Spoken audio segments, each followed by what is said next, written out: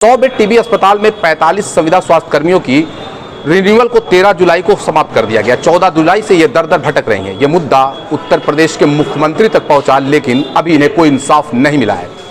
आज अपनी मांगों को लेकर गोरखपुर प्रेस क्लब पे पहुंची हैं और यहां पर all India registered nurses federation के राष्ट्रीय अध्यक्ष सूरज गुप्ता भी आए हुए हैं, जो इन्हें अपना सपोर्ट दे रहे हैं। हम इनसे खुद जानेंगे कि पूरा मामला क्या है। सूरज जी, ये मुद्दा 3 साढ़े 3 महीने 4 महीने से तकरीबन मैं देख रहा हूँ कि जो संविदा कर्मी है वो लगातार धरनारत हैं। आखिर दिक्कत कहाँ से आ रही है? देखिए, ये कर्मचारी पिछले 7 सालों से कार्यरत थे। कोरोना के समय में इन्होंने अपनी जान हथेली पर रख के काम भी किया, लेकिन अधिकारियों के एक अपने जाने माने या चहेते को टेंडर देने की प्रक्रिया चलाने के लिए अपने चहेते को टेंडर देने के लिए इनका रिन्यूअल रोका गया है। इसमें सेमस से लेकर के मुख्य चिकित्सा अधीक्षक से लेकर के यहाँ तक कि शासन प्रशासन के लोग भी मिले हुए हैं। कितने लोग प्रभावित हैं, किन किन पदों पे हैं और कब से सैलरी नहीं मिली है, क्या स्थितियां हैं उनकी? देखिए, 15 स्टाफ नर्सेज हैं, इसी के साथ में और भी आउटसोर्सिंग कर्मचारी हैं। टोटल 45 आउटसोर्सिंग के स्टाफ वहाँ पर पोस्टेड हैं।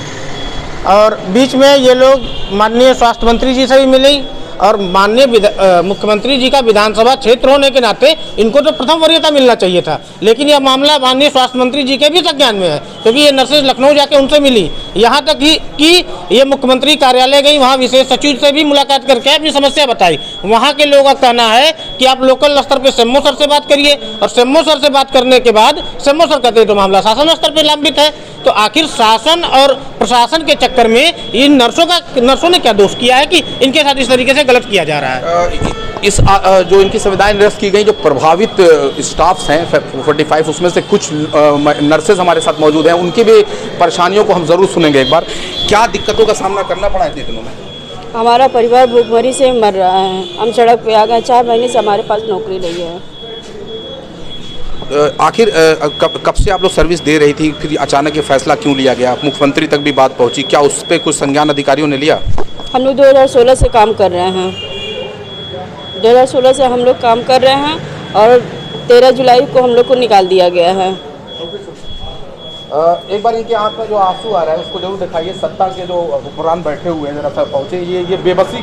ये बेबसी के आंसू हैं। एक बार मैं जरूर दिखाना चाहूँगा कि दिल में जब तकलीफ होती है तो ये आंसू निकल के बाहर आते हैं। आज ये लोग जिन्होंने कोरोना में अपनी जान को जोखिम में डाल के, जिन्होंने अपनी जान की परवाह नहीं की चंद रुपयों के लिए, इनकी तनख्वाह लाखों करोड़ों में नहीं है, ये अपने परिवार को पालने के लिए अपनी जान जोखिम में डाला है। जिस वक्त बड़े बड़े हुक्मरान और बड़े बड़े नेता जो है अपने घरों में दुबके हुए थे, उस वक्त ये निकल के सेवा कर रही थी। ये बेबसी के आंसू हैं, इनको गौर से देखिए। जिनको दिखाई दे रहा वो भी देखें, जिनको नहीं दिखाई दे रहा वहां तक पहुंचाएं जहां तक जिनको देखना चाहिए। राज कर्मचारी संयुक्त परिषद भी इनको सपोर्ट कर रहा है, लगातार इनकी लड़ाई में शामिल है। जिला अध्यक्ष रुपेश कुमार श्रीवास्तव हमारे साथ यहाँ मौजूद हैं। रुपेश साहब, ये जो अब बेबसी के आंसू जो बाहर आ गए हैं जी, देख रहे हैं ना? बिल्कुल।